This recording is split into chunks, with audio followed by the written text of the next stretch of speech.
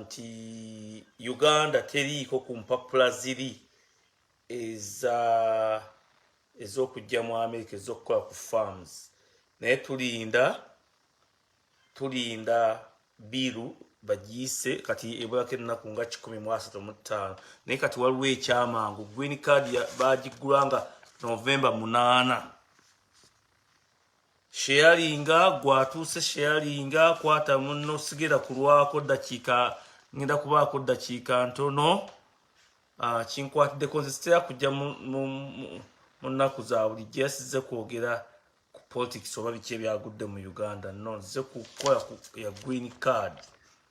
kwata olupapula n'ekkalaamu nkubuulire engeri gyogera okujjuzaamu green card Rotary nze no naakaaba abantu babiri be naakajjulizaamu ne bafuna green card wano bunaku buli mwaka bannayuganda bayingira wano okujja okwekufunira obutuuze bwa America ne famire zaabwe bw'oba otuuse mbuulira wooli mbuulira nze gundi ndi Ishaka ronda bigenda byali Ishaka njagala ombuulire nze ndi Dubai njagala ombuulire nti nze ndi America njagala ombuulire nti nze ndi Canada njagala ombuulire nti oli gundi otegedde mbasomeseemu wano akantu katono nnyo okafune kakuyambe ne famire yo kale kati ngenda kutandika ino peegi mugiraba wano oba mugira bulungi nnyo egamba ojjagera ku Google ofune computer ennene oba laptop ennene ogenda ojja kuteeka mu United States of America Green Card Rotary official US government entry program ogiraba gye nkusomesa kaakati eno program Biden yagirwanira n'esigalawo ng'ate Trump yali ayagala kugijjawo kaakati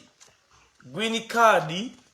kiki byewetaaga ojja kubisoma ngenda kubikulagirira ngezagezaako kuyita mu bufunze obisome obikwate bulungi nnyo jjukira nti chances ez'okufuna green card ziri nti ojjuzizza bulungi form kuno ku internet bulungi ebintu ebisuula abantu obutafuna green card ebisooka kwe kugamba bino nze ngezaako bugeza ebyange ebimanyi biyinza obutayitamu no ekyo kisuula abantu ojjina okujjuza application oba olina okumanya okufuna omuntu amanyi okujjuza green card nze temunkubira sijja kubajjuliza naye nze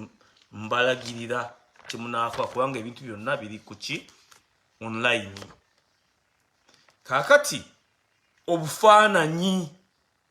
be bakugamba nti baagala akafaananyi ekenkana bwekati nebekati gwe toteekamu kano kogambe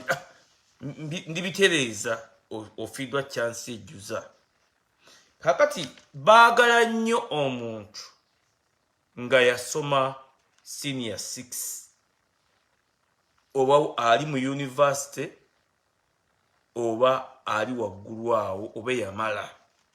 ekyo kimu qualifications kimu ekyokubiri bw'oba nga gwe tosobola ng'omwana wo kati kankagambye nti mulina famire mu famire mulimu abantu 10 mulimu taata wo mulimu abaana bo mulimu baganda bo buli muntu ateekeyo kubanga green card yemu Rotary emu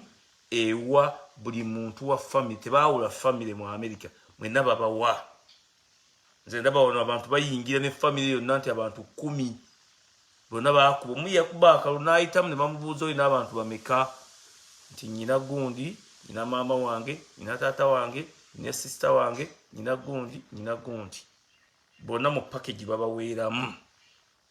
ekyo mulina kiwulira ekyokusatu valid documentations nga weeziri togamba nti ate nze olunaku olutuuka ate ndiba kino nedda bakugamba nti twetaaga passport gibawe ate green card eno obudde tebulina bunene kyekindeese tali wajji bagamba nga yakatandika neneerabira ate kunesasane neneerabira kakati yino egamba the 2021 USA Green Card Lottery DV 2023 ekyo soko kiwandiike oba tokiwandiise mbuuza nkikuddiremu okiwulira saagala ogambe nti ate saawulidde ate saategedde egamba the 2021 USA Green Card Lottery DV 2023 ekyo kiwandiise bw'oba okiwandiise ng'oŋŋamba nti amiina maze okiwandiika mu Amerika tekuliiko ddiini nti ono musiraamu nti ono mukatuliki nti ono tebajja kumuwa oli ajja kugamba nti abasiraamu tebabawa oyo akulimba abasiraamu bali wano bebasinga n'okwagala Amerika wano basinga kubanga bintu byebabagamba ate bwe bituuka birala buli muntu yeekolera ssente ze buli muntu yeeyolera maali akola byayagala kakati nkuddiddemu bw'oba oli mukyala mukulu nga gw'owulidde kubira essimu abaana bo mangu bafune omuntu amanyi okujjuza green card eno bonna bateekemu omuntu omwo kuba green card zizino bagaba $5,000 ne most cases eno gino $5,000 bawa abantu $5,000 kubanga ye green card $1,000 mu nsi yonna 5 naye nga family abantu abajja buli mwaka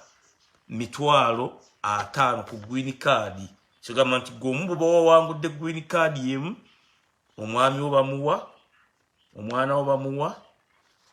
babawa bonna abafamire ne bwe oli waka ng'olina abaana gwo balabirira oba bazzukulu oba baki bonna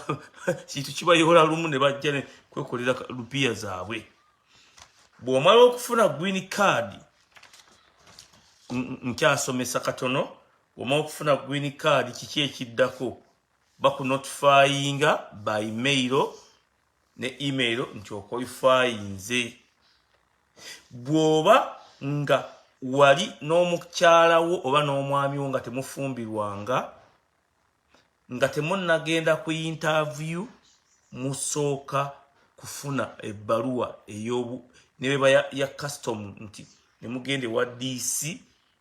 oba wa nemufuna marriage license nga temunnagenda ku interview zino mistakes abantu ze bakola ne beefiiza nti nze nafuna green card yange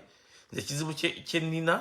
ate omwami wange tetwafumbirwagana oba omukyala wange tetwafumbiganwa kakati ate kisobola kumuleka n'abaana no nga tonnagenda ku interview making sure nti no ofunye marriage license ya attaching document ne baba tewagiteekako luli nga tonnajjuza green card sikugamba nti akati dduka mangu osooka ogenda ofune marriage license ate making sure ojjuze no sooka ojjuze gwe afunye chance eno olwaleero luno bibiri mala okuyitamu ng'akalulu kakukubye ofunye nga tonnagenda ku interview ogenda ne marriage license n'obagamba nti bakubuuza nti did your status change over the time okuva kati nti ye omwami wange gwe mbadde naye twafumbiriganwa officially ebbaluwa yaffe ey'obugatte yiino nga mugibawa kitegeeza naye bamuleeteddeko kati chances zonna abantu bayinza okugamba nti banenze nina omukyala wange nina abantu yes omuntu ambuuzizza nti can someone apply when he's in another country yes they are online eno form yiino gye nkugambye eriko ne wano click here to register ogirabye eriko click here to register okiwulira yonna gy'oli mu nsi oba oli Take oba oli Buwarabu oba oli Sudaani oba oli kumpi requirements zonna ze beetaaga most cases bajja zikugamba zonna ojja ziraba kuli nze saaga kugenderako kubanga nze green card yange ngiina nina green card sijja kukulimba okiwulira nze green card yange ngiina naye nze njagala kukubuulira nti gwe ali eyo ng'oyagala okusaba mbuuzaako ekyakyo oyagala okusaba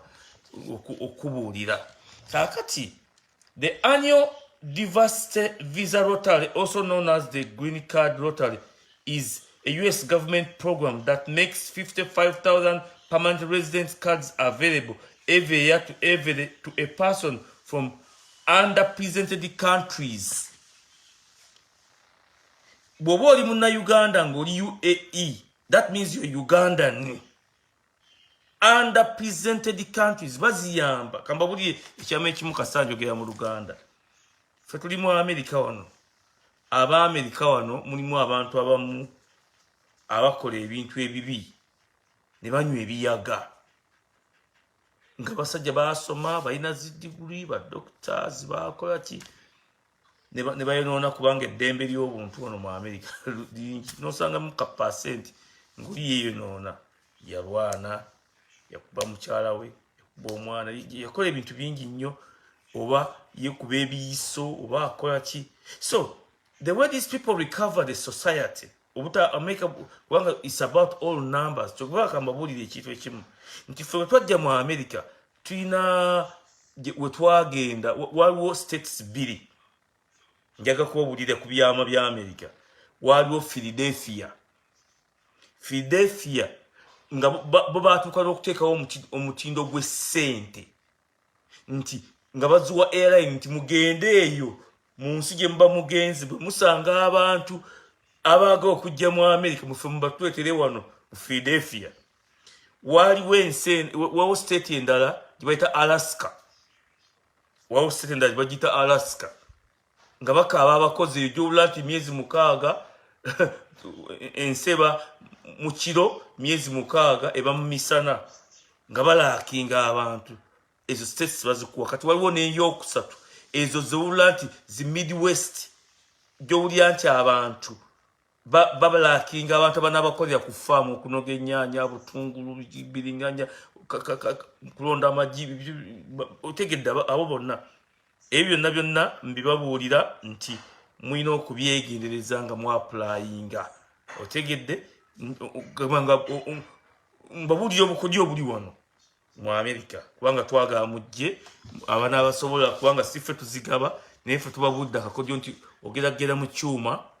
kikukubira akalulu. Eno program gisharinge giwe buli Munnayuganda kubanga chance gweneekwata ne family ye ajja kuba akakubya akajji. Kakati kankuddemu ekiranga nga nkyasomesa nkugamba nti bw'omala okufuna green card nga akalulu ekiba kisigadde n'ogenda mu interview bajja kusaba ebbaluwa eya recommender, then you contact us. Tulina mitima mubi bakugamba nti tufuwe ebbaluwa ey'omuntu either a US citizen oba a permanent resident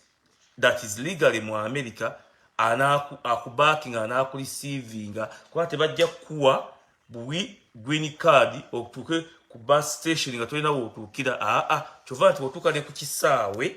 w'ogudde oli omuntu abaawo okurisiivinga bakiyita meet and greet. Eyo ye green card ey'akalulu. Eya refugee status ng'obadde osaba kati nga current affairs ezize muwulire ziri mu nsi eyo yo ndala bakuwa ombudsman ng'oba olina mu nsi yonna gy'oli gye wasabira bakiyita resettlement bamakinga sure nti bakufunira ennyumba ne social worker w'otandikira. That's totally different. Sizinze okusomesa leero nzize kusomesa ku green card. Nzize kusomesa ku green card kubanga yatandise November nga 8 kati kweri era mbadde nduddewo okujja kyova nti nze sijja mu weekdays. Kakati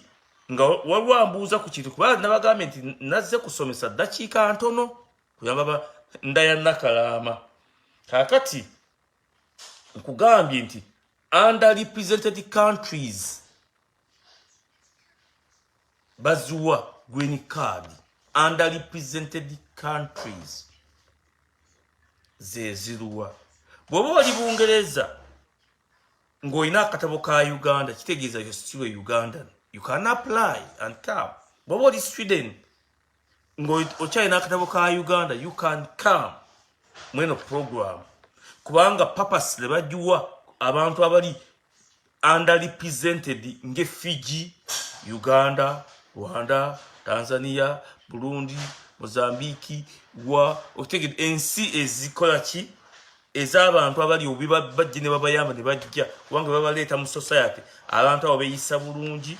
basoma bakola baba basasula omusolo oluvannyuma nga bamaze okukola kigamba America yeegera replacinga society yayo kyova nti tekola ki ayakatuuka sharinga ombuuza ekibuuzo saagala mumala ate mugende mu inbox yange ate mutandika okukuba ate ze saategedde bw'oba tewategedde nja kuddiramu nkugambye nti programu eno nali wagisomesa ku Sunday efa ku Green Card Rotary kuba Green Card Rotary nzigule otegedde nenkugamba Biden yagirekawo Trump yali agala kugisiba yagirwanyisa nnyo nga tayagala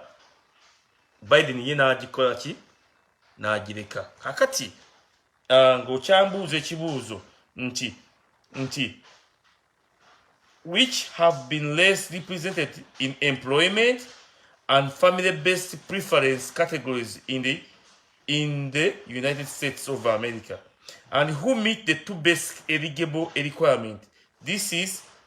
the United States of America, and who meet the two basic eligible requirements. This is the year 2021 Green Card Rotary program, and it's called the DV 2023. The year is now open for all individuals countrywide who meet two basic entry requirements. The program makes permanent residence cards available to the winners, authorizing the winners and their families to live, study, and work in the United States of America as permanent residents. Okiraba kakati green card yo bwoba ogifunye n'abantu babazze kitegeeza nti bw'otuuka mu America waliwo omuntu agamba nti ayagala kuba mu vidiyo yange otegedde tukyakkiriza nnyo bantu kuyingira mu vidiyo zaffe kubanga bwe tubayita ate mujja ne muyingira mu sisitimu yaffe twakiggalawo ekyo bannannyini mukutu guno tebatukkiriza kukola ki kuyitamu bantu naye nze nkibagambye kimulina okukola bw'oba oyagala kubuuza tayipinga ombuuze ekintu kyoyagala okubuuza kubanga okiwulira application kweri simanyi lunaku lweggwa otegedde nga ogi applyinga kati nga ya 2023 kuba 2022 yayitako dda naye tekikugaana kuteekayo kaluluko oba kunotifyinga nti oyisemu abantu bafunye wano obutuuze buyitirivu bannayuganda bannakenya nze nali akasooka nasanga munnakenya nga yaleeta abantu 16 ku Green Card nga nti mukikola mutendagata ffe twakuba bukubi kalulu osoma okola buli kimu kyonna ate jjukira bw'ojja ku Green Card ng'ogiyina wano gavumenti ekuwola ssente oba n'amasomero gakuwa ssente ebyo bino bitubuuza ng'otuuse wano ffe tukuyamba genda wano we bajja ssente bagenda bano bazijja wano ssente essomero oyinza okugaa nti tujja kukuwa emitwalo egya $, tukubanja emitwalo 4 essomero ligaa tukusasuddeyo omutwalo gumu gwa bwereere ne tukugamba nti genda mu programu eno woba ojja ssente eya gavumenti naane ssente eya gavumenti ate Obama ye yayitawo kubanga bw'ojja ng'oli munaku Obama ye yali akusasula n'okusasula nga oli mu ssomero mu college nga tolina ssente nga bakuwa ssente zikubeeza kuba baagala ate most cases abaddugavu baagala nnyo tusome tuteekewo kati ffe tukubuulira ffe abali mu America yakati genda mu ssomero lino liyingiza abaddugavu bangi nnyo genda mu ssomero lino liyingiza bayinginiya bannyo baddugavu otegedde kyova nti abasajja ng'abayimbi baloopa ne baloopa emisango eminene nnyo wano ne baloopa universities yuzi baloopa Harvard ne bagamba nti abantu abo basosola abayindi kubanga abayindi kati eno Green Card Rotary gye mulaba kati abayindi bafuuwa kagalo naye bagigaba mu ratios bagamba nti ono ya Uganda tubateeke wano bakalulu tubaweemu abantu 2,000 oba 3,000 oba 10 bo baba bogambi nti tubalwemu tewaba bokka tebaba kati bano bayindi ti bano ba Pakistan machi amwa ensi yonna esaba ne bagendo bayine ngeri system eyo gye bakola nti buli muntu bamuwa chance n'afuna soto ina kyofiirwa ate mugenda wabafere temugenda wabafere nti onagambye nti $5 abo waliwo requirement officially ku page eya US government buli kintu kyekolere bwe baba beetaaga okusasula ssente oba obutono nga baga $2 oba gwe kenyini funa kaadi obyeteremu banne mbabuulira kino nze siri mufere era temuntwalira mu bafere ffe tetuli bafere tetukola ebyo tetubagamba kiki ekyokukola okwalifyinge okufuna green card bw'oba tewasoma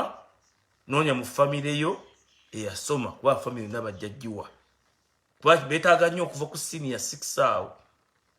okujja no mu America ne university oba nga bali mu university oba bali mu senior 6 kitawo baba muwadde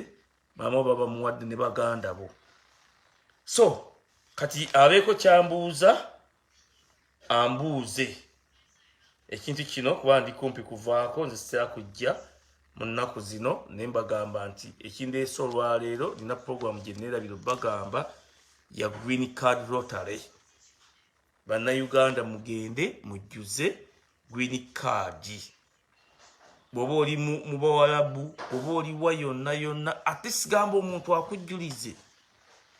buli information yonna agiteekemu yonna agikuteeremu oba gwe tosobola ng'oli mu kiyumba Saudi oba oluddawa ate sigamba omuntu akikuteeremu information yonna gw'osabe busabi Katonda wo oliba oli awo nga bakugamba nti akalulu wakakubye then awo tubuuzi kati nkola ntya tujja kugamba nti akati waategedde genda ku interview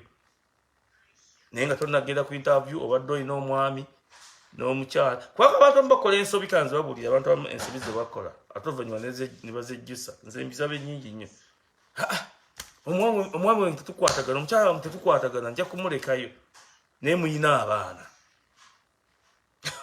okiraba kubanga mu America njaga kwegendera nzekka kasajja ku kantama kakazi ako kantama sikaagala olina abaana ojja kubaleeta mu America kubanga nabo ne baba ba myaka gumu beesatu bonna bajja kuba babawadde tosobola kubeera mu America wano wekka nga tolina mwana ono waliwo ambuuzizza where they ask about tariffs bategeeza ki nze nkuwadde website sinagibikula if you fail an interview if you fail an interview do you still go ng'ofairinga otya interview akalulu kakuwadde nkubuulidde categories zoyina okugwamu